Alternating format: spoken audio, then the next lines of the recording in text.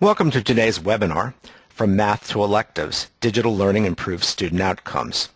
The moderator for today is Bruce Lovett, Vice President for Marketing at Fuel Education, and he will be joined by two principals, Anne-Marie Malcolm and Keith Wilson. They will talk about recent survey findings and using online or blended learning in schools. Bruce? Thanks, John. Welcome everybody to the webinar. A few items just before we start. So if you'd like to submit a question during this, we will have a time for questions at the end. Just put it into the Q&A box that you should see, and I'll try and get to as many of those questions at the end as we can. Also, we will send out from Fuel Education a copy of this along with a copy of the survey itself. It should go out tomorrow, so don't worry about having to go somewhere to see that. It'll be available to you. John, do I have access to the screen change?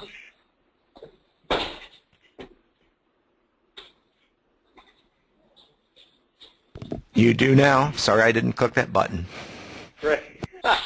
Great, thanks. So today, what we're going to talk about is a survey that we did with NASSP members very recently around online and blended learning, and I'm going to talk a little bit about that in a minute. I am going to do a little introduction about who we are at Fuel Ed, and then jump into the survey. Also today we will be joined by two practitioners, Anne-Marie Malcolm in Brooklyn, and she's going to talk a little bit about her experience with math remediation program that she's used recently. We will also have Keith Wilson join us from Lawrence, Kansas, and Keith oversees a full-time school program there, and he'll share some of what he has learned and seen in that program. So I will first give a little introduction around who Fuel Education is. So we've been around for a while. We've worked with over 2,000 districts in all 50 states. And our mission is to partner with school districts. So we typically customize what we do to the needs of each school district. Here you can see a little bit about the courses we offer. So we serve schools through all their populations from pre-K all the way through high school.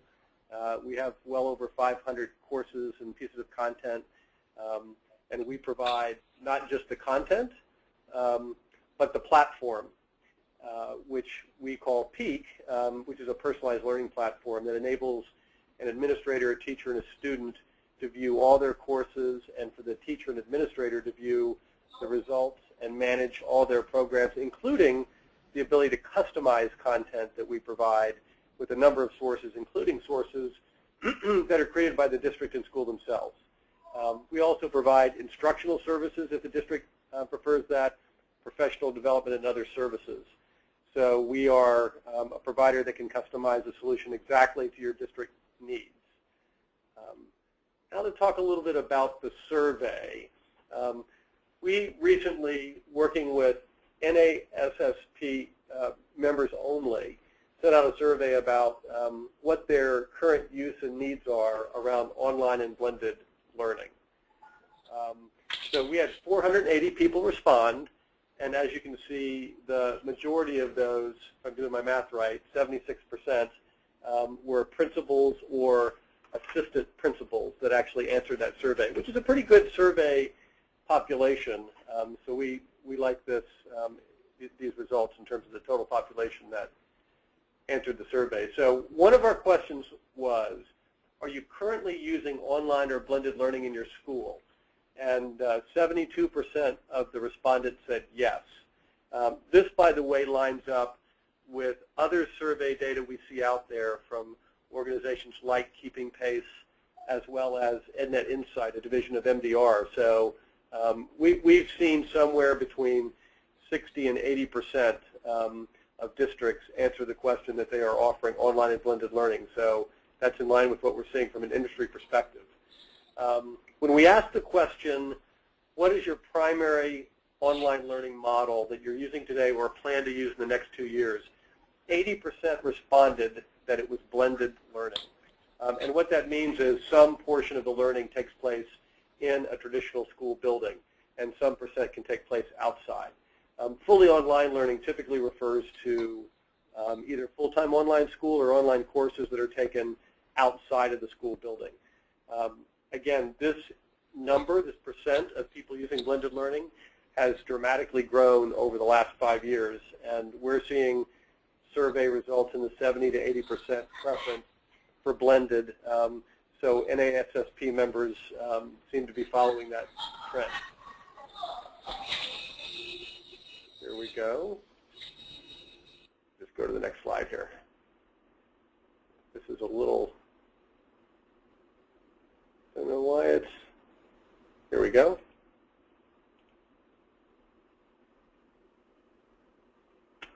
John, I'm having some problems forwarding this to the next slide.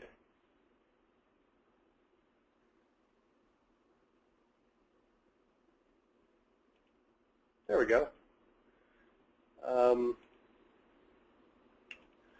So one of the other questions we asked was whether you were providing full-time schooling or just supplemental courses. That's typically 1 to 3 courses per student. And if you look at the responses here, 31% said they were either providing full-time only or full-time as well as online. So 31% of the respondents indicated they offered some level of full-time online schooling to their students, and the remaining 65+% indicated they just offered supplemental courses. So one of the questions that we always like to hear people say is, what are the challenges you're solving by online learning? You know, this isn't just a project that people are testing out. We're seeing that our customers as well as other people out in the industry are solving real-world problems. And so here's the responses. 70% talked about flexibility in where and when you take the course, and providing courses otherwise not available. I would call that improving access. And so that's a very common response. 70% of people in this survey indicated that that was important to them. And I don't think we find that surprising when you see some of the other data coming out. For example, the U.S. Department of Education did a survey recently that indicated 50% of schools out there don't offer calculus, and 63% currently offer physics. So a significant portion of students out there in districts don't have access to courses that we might consider core to somebody particularly interested in going on to a college education. And then when you ask further questions like, are you able to offer multiple world languages or electives such as personal finance and web design, you find that a lot of schools just don't have either the instructors certified in those courses or enough demand to offer them. So I would call that expanding access. Then we see 64% talked about improving graduation rates, and 64% also indicating they were looking to personalize the learning experience. So I call that trying to improve outcomes. So we see a lot of districts, and you'll hear from Anne-Marie Malcolm in a little bit how she used online and blended learning to dramatically impact outcomes from certain student populations. So what I wanted to do was take a second and see if we can run a poll. I'm not seeing the ability to do this, John. Can you run this poll for us? I don't know if the poll is working, but I just wanted to get people to let us know what topics would you target with online and blended learning. Bruce, the poll's not working, so you can just have to do it from the slide. Great. So if people would take a second and just enter in chat, which of these, 1, 2, 3, or 4, and you can enter multiple answers, that you would target with online and blended learning, electives, test preparation, world languages, or middle school or high school math remediation. I'd be curious to see what people had to say. I'm seeing some answers here. Several people are saying all of them. 1 and 4 is a very common answer so far.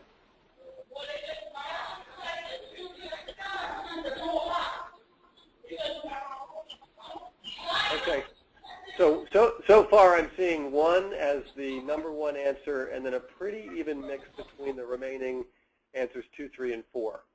So electives came out on top. And let's see what the survey had to say. So very similar results from the survey. So we asked what current or near-term topics would you target with online or blended learning? And you can see the #1 answer, 62% of the time, were high school electives.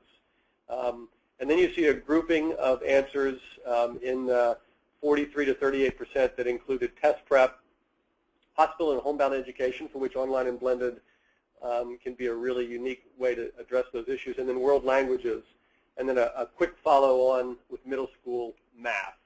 So I think our poll reflects what the NASSP membership also said. So what I want to do now is take a few minutes and have some of the folks, Anne-Marie Malcolm and Keith Wilson, talk about their real-world experiences offering middle school math, high school electives, and some other things. So with that, I'm going to have Anne-Marie introduce herself and talk a little bit about their program in Brooklyn. Okay. Hello. The first thing I probably would like to speak about is just the school and the mission around the school. So we are located in Brooklyn, New York. We are a middle school with 6th, 7th, and 8th grade. Our mission of the school is to provide all students with essential skills for future academic, business, and professional endeavors. So we sort of emphasize math and the business aspect of learning. There were a couple of challenges that we had when we encountered using LearnBob, and one of the things was the lack of laptops for every single student in the school. Many of our students also did not have access to computers at home, which would help them use the program at home. We do have a very high population of ESL students, and a lot of our students that enter into the 6th grade are normally 1 or 2 years behind in their mathematical skills. Another thing that we did encounter as a problem was programming. After looking at the program, we ended up realizing that we would have to do what's called a 90-minute block with our math teachers. So in the first 45 minutes, what the teachers would do is teach the specific skill or a content area, and then the students would be able to go into the math lab and practice what they had been taught. The students are able to log on and access LearnBob from home. We launched this program in November of 2013.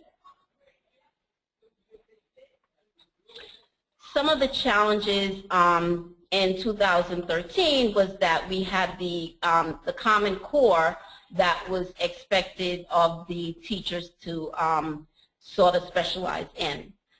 We didn't have the technology in every single classroom, and we also had where there was 75% of my students were not meeting the state requirement for the math exam. Anne-Marie, you might want to take a second and just explain what LearnBob is before you go into the results. I'm not sure everybody's familiar with that. Okay. So what we have with LearnBob, it is a program that focuses on specific content areas in math. So the students are actually given like a pre-assessment, and based on that pre-assessment, they are given specific BOPs that they have to practice. So if they were practicing fraction and they did not do well in the pre-assessment with fraction, it's going to show them different methods or different steps that they can take in order to solve the problem correctly.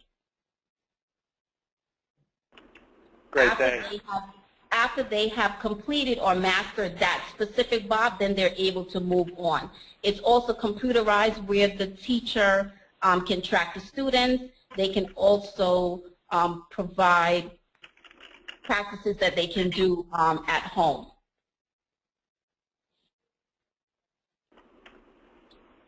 Great. And so what were the outcomes of using LearnBop? I see the note here on 96% of students. Could you walk us through that a little bit? Right.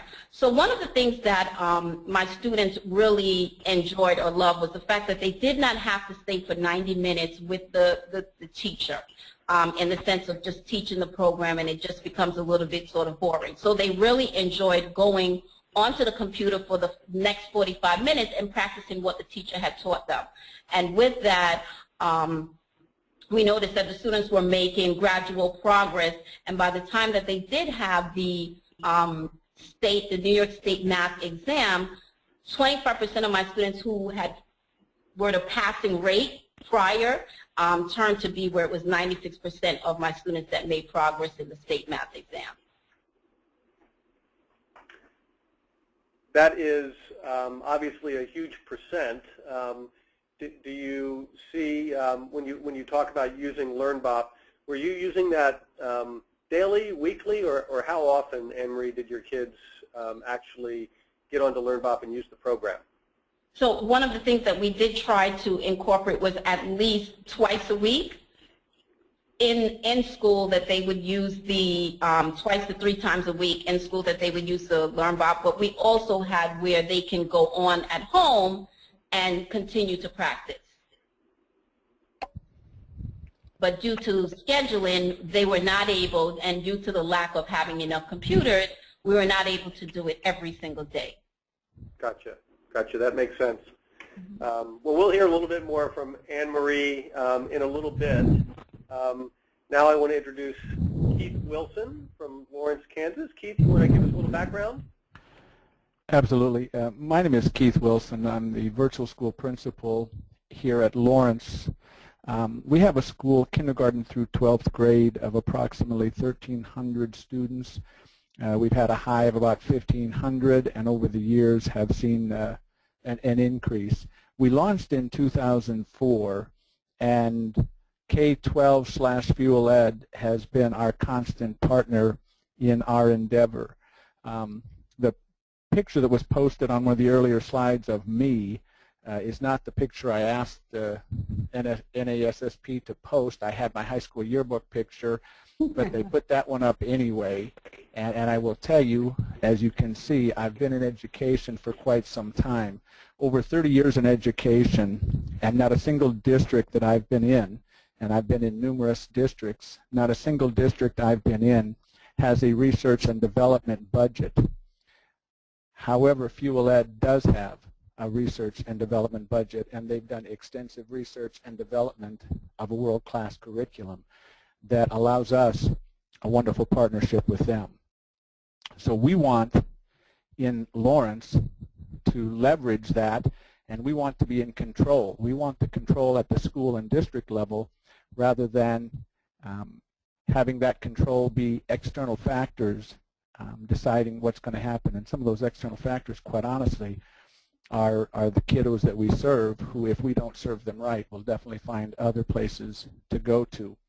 It was also interesting, as you talk about the survey that Bruce did with many of you, I encourage you all to survey your families and to see what it is they feel is needed. You know, we all answer the questions the way in which we do, but you'll see that there are different responses that our families would give, and then how we respond to those families is going to determine our success rate and level of involvement with us. It's impossible to know just exactly what education will look like in the next decade. I'm certain the technology, flexibility, and as Bruce talked about, customized learning will be important components of its future. Even our traditional classrooms right here in Lawrence are moving to a blended learning model that provides students with technology as tools to customize their own learning and transform the role of the teacher. Our blended learning classrooms, similar to the virtual school, show that students perform better when they can exercise choice and control the pace of their learning. They show that our teachers perform better when they're given time to facilitate learning and build relationships with students, and I'll speak to that later, instead of just dispensing information. Blended technology via Fuel Ed's platform with teacher-directed instruction increases student engagement and as a result has improved student achievement for us. I just left our state capitol where a legislative post-audit was done, and the virtual world was applauded for the work that it's done and is doing as being results that exceed state averages. That's a compliment to our people, that's a compliment to a partner like Fuel Ed, and obviously that's a compliment to our kiddos and our families. So Keith, what were some of the, we see some of the challenges, maybe you could walk through a few of these that you face at Lawrence Virtual.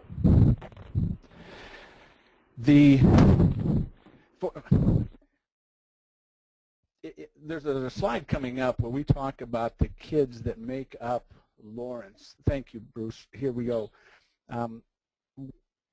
In our community, these are kids that exist. These are not always kids that came to our school. So I'm hoping that many of you are feeling that same sense of urgency or of wonderment. You've got a lot of kids in your neighborhood or in your district that don't come to you. And we had that same experience.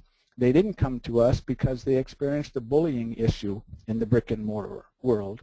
They didn't come to us because they were experts in something other than education. We've got a number of future Olympians who are having a schedule that coincides with the normal school day, so they needed flexibility. We've got a number of folks whose expertise is in ballet, in acting. We've got some actors and actresses.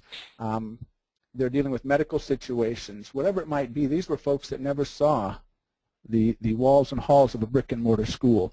We had some homeschool families, traditional homeschool families, parochial school families that ran to LVS in order to get the flexibility and the educational offerings that Fuel Ed provides in concert with us.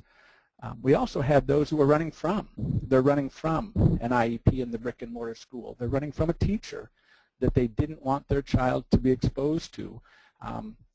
These are all kids that we weren't seeing, but when we established the virtual world, they all came to us. It had a lot less of the dynamics that were causing them to not be with us.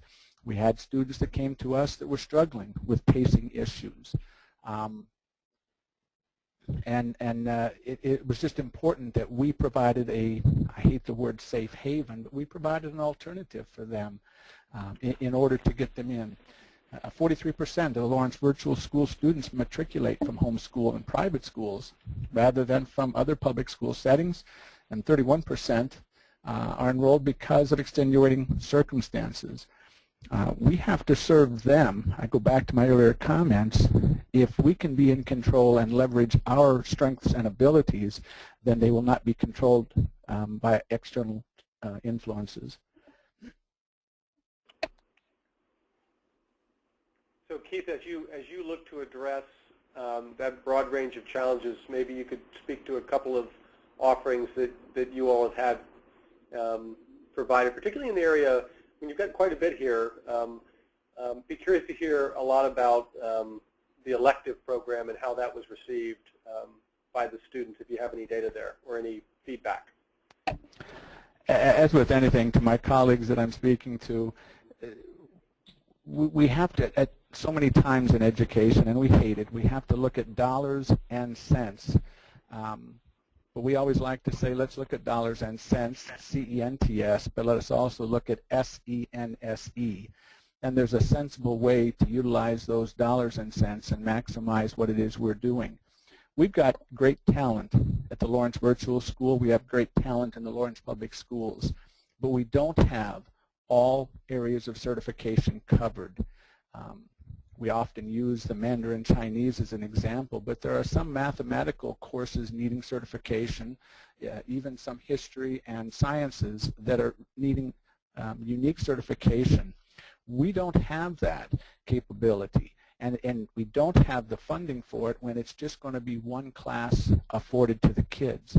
But if we don't provide that diversity and we don't provide those offerings, again, external influences, our parents are keen enough to know where they're going to go to get that class, those courses, and those offerings.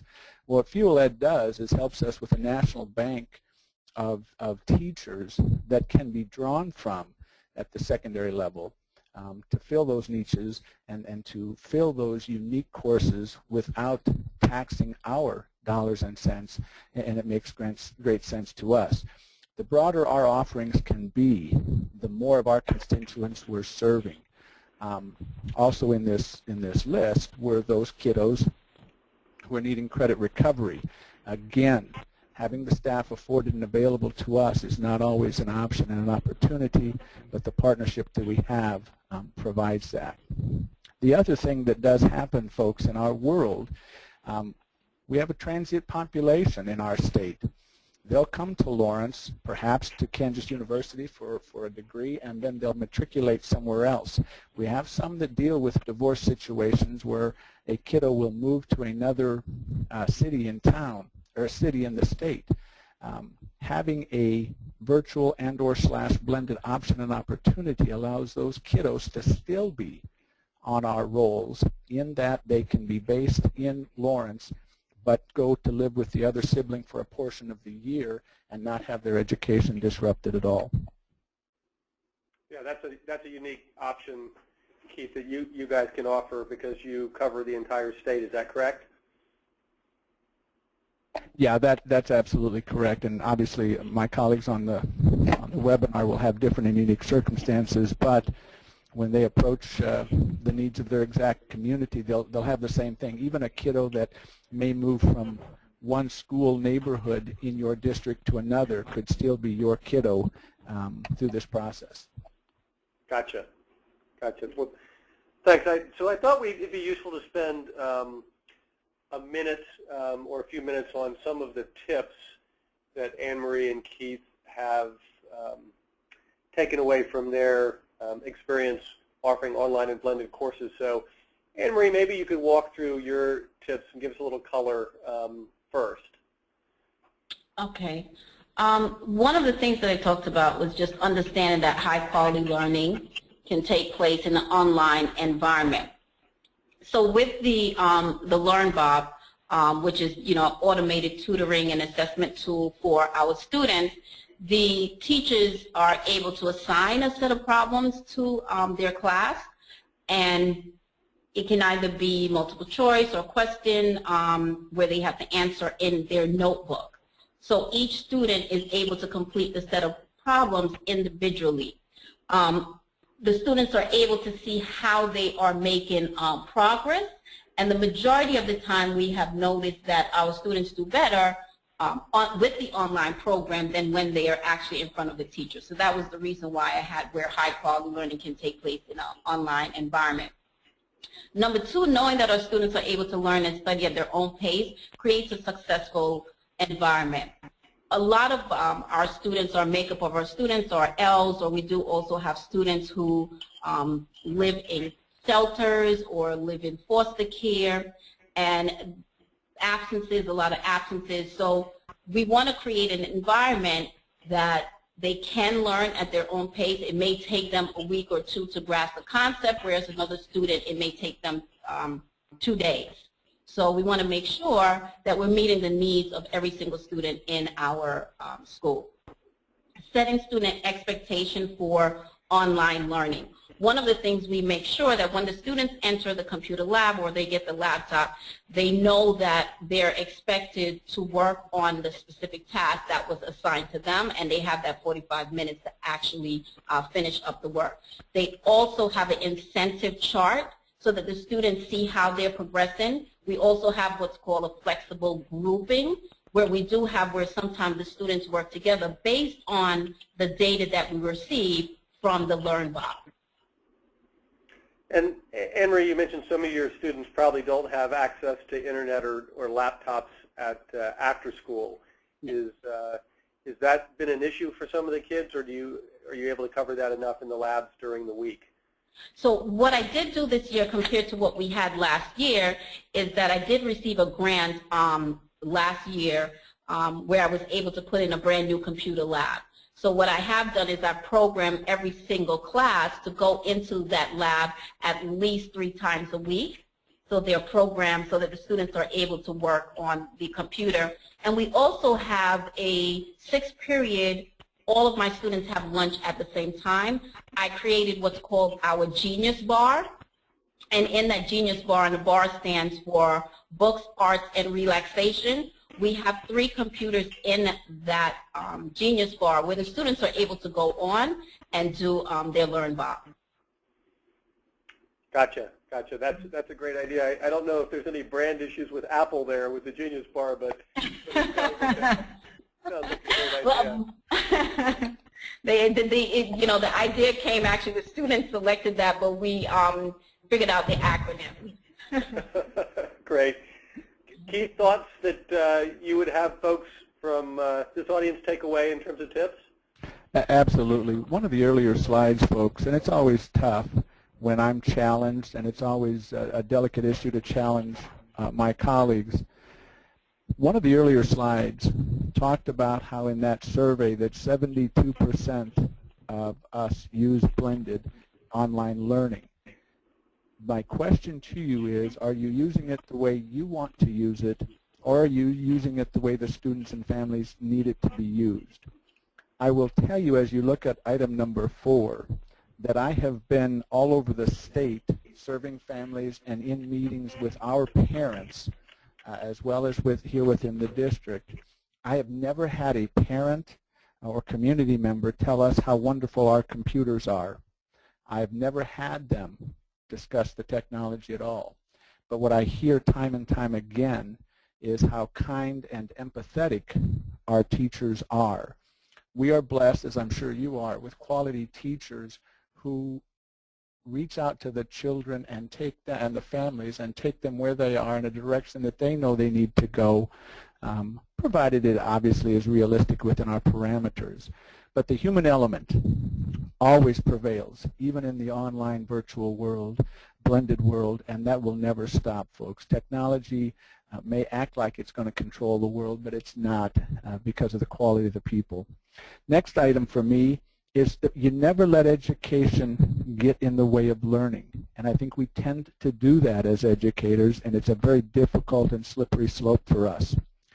Currently, in our brick and mortar world, education in education, time is a constant and learning is the variable. Now follow me on that. Your school doors open at 8. It opened at 7:30. It closes at 3:30 or 4. You may have after-school programming. But there's a constant time, and you've got a bell schedule. You've got time that kid shows up to each and every class. What we're finding is families, kids, students, situations require us to shift and allow learning to be the constant and time to be the variable. And that's what blended online learning allows you to do in service to the families. Again, to have learning be the constant for each kiddo, but the variable and the flexibility being that of time. And then finally, for us and for our world, the greatest consistency in education is to be inconsistent. When we get ourselves in a place where we say one size fits all, that's where we are doomed in education. That's where our families walk. That's where we have conflicts in our classrooms. The greatest consistency in education is to be inconsistent. As Anne-Marie mentioned, some kids it took 5 days to get a certain concept, and others did it in 2 hours. That's the reality of learning. That's how you and I have learned. And so the notion that every kid must look, feel, and act the same, and there be constancy of the instruction or constancy of the time, that's a fallacy. Instead, the constancy must be their learning, and that comes through when we are consistently inconsistent. Great. Well, thanks, both of you. I do have a few questions that are coming in, and so we'll spend a couple of minutes on that.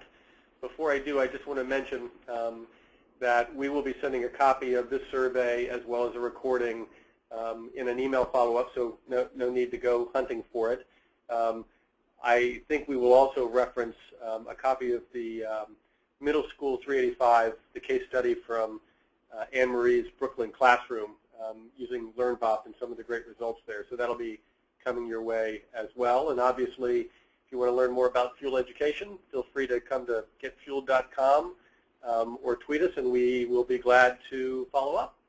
So a few questions. So I'm going to start with Anne-Marie and and this is just, since you and I haven't talked about this, you mentioned your students went from most of them struggling with the test to 96% passing the end of the year state tests.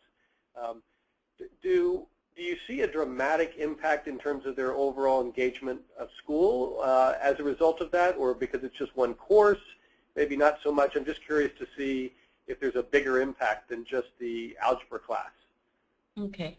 I see the impact because the students take ownership now. They feel very successful in the work that they have done.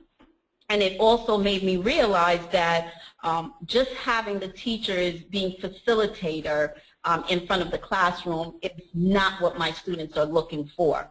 I think that the students, because they know that they are struggling, and a lot of times being in a classroom setting of a lot of kids, it's very embarrassing for them in front of the entire class to say, I don't understand. So it alleviates and take away that from the students where here it is they have this specific program that sort of caters to them, and they are the only ones seeing this, and they know exactly where they are and what they need help in. So has it improved as far as the student body and how they sort of view themselves? Yes, it has. For this year, the students in the 8th grade, they're constantly asking, when can we go into the lab, right? So if they could go into the lab every single day using this program, they actually would. I also like the fact that my students have taken ownership to ask for just extra credit in going online and completing a lot of the box, as we call them. So I do feel that it has made an impact in the school as a whole. So just to follow up with that, Anne-Marie, so some of the kids are actually going ahead and doing kind of extra credit or additional work. It's not just all for remediation. Is that correct? Yes. So we have where our students who we've created like an advanced group. We also have after school where the students can come in on their own. I have the lab where the lab is open for my students on Wednesday, Thursday, and Friday, so they can actually go in on their own and complete their bobs. You can hear them, you might have heard a little bit of noise because I am in the building of some kids passing by, and that's them passing by to go to the lab right now to do some of their Learn Bob. So I feel really empowered knowing that they're taking ownership, and because they really have an interest in moving the next level. Gotcha. So I'm going to ask one more follow-up question that came from the audience, and I don't know how you answer this, but I'm going to ask it anyway. So I know there's a lot of discussion around testing and students preparing for testing and not necessarily retaining the knowledge after the test, just being good at the test. Do you have a sense, and this is the question, whether or not they're retaining the knowledge post-test or not, based upon your experience with the kids in LearnBob? Okay. So it's not really about the test. It's about getting our students to be proficient. So we have made great gains where we have students who may be in the 6th grade but were on a 3rd grade level. So for me, it's not about the test. It's the expectation of a 6th grader. What should you know and be able to do in the 6th grade? So that is really what my goal is, to get every single one of my students on proficiency level. Great. Gotcha. That makes perfect sense. Keith, so a question for you. There are people out there that may have some interest in starting a full-time online school, but I know that probably takes a little bit of communication and persuasion with your board and others. Can you walk us through a little bit about how that worked for you? Yeah, great questions. It has to start now. You have to plant the seed. Get your advocate either in the community and or within your school board or superintendent. Then demonstrate to them some of the things that I've articulated. You've got kiddos in your community, in your immediate school community or in your district that are not coming to you. They are homeschooling, they are going to private and parochial schools, they have felt bullied, they have felt whatever, all of that list of things. That's our reality, folks, and that's what's happening within there. So you build that support. I'm not taking anything from the budget superintendent. I'm not taking anything from the budget Board of Education. I'm enhancing our budget by serving kids and families that would not have been served before. and then broadening our reach to our community. Once you get that head of steam going, partners like Fuel Ed, they've already got everything in play for you folks. So whether you're looking at 10, 15, or 150 or 1,050 kids, 90% of that work has been done. Your work is nurturing people and building that base with both your community, your school community, but also your educational community as a whole. Great. And Keith, a follow-up question around the learning environment for kids in the virtual school. There's a question asking if it's virtual, is there any hands-on instruction? Are the kids learning by doing, or is it just all completely virtual and there's no kind of project learning or anything that kind of reinforces the concepts they're learning? Thank you very much. Folks, in our world, one of the things that we do, we require that if you're in your home, and again, the greatest consistency in education is to be inconsistent. If you're in your home receiving the education through Fuel Ed, K-12, and our school, there must be an adult, typically a parent, that is in the home with you monitoring that learning. There are a number of scientific experiments in the world of science. There's written work and feedback that comes to the teachers. There's that same interchange and dialogue that happens just like it happens in the brick and mortar. We have weekly get-togethers across the state, so folks come together for the social atmosphere and to problem solve and do strategies there. So the time to come together still exists. It still happens, but it's, again, customized to the individual. So the greatest consistency, again, to be inconsistent, if you, and there are some that come together as cul-de-sac communities, in other words, 3 or 4 families that come together to do the same thing. And again, the online activities within the Fuel Ed curriculum are just as plentiful as our brick and mortar counterparts. Great. So Keith, clearly you have a lot of experience with this, and if you want to put your email, or we'll list your email for people that want to contact you or Anne-Marie afterwards to follow up, because we won't be able to get to everybody's questions, then we will pass that along. So we are at the end. I thank everybody for attending. I have a few specific thank yous. First of all, thanks to NASSP. They have a big conference coming up in San Diego. We'll actually be walking around the hallway there, so if you're there, stop by and say hello. And we also want to give a thanks to all those that answered the survey. Very useful information, and I know it took a little bit of time to do that. And finally, a special thanks to Keith and Anne-Marie for taking their time and sharing some of their practices. I know we can only get better by working collaboratively, and we certainly appreciate you all taking your time out of your day to provide the slides and talk to us on this call today. With that, we are done with today's webinar. And if you want to learn more about Fuel Ed, don't hesitate to contact us. And as I said, we'll be sending more information out as a follow-up. Thanks very much. Thank you.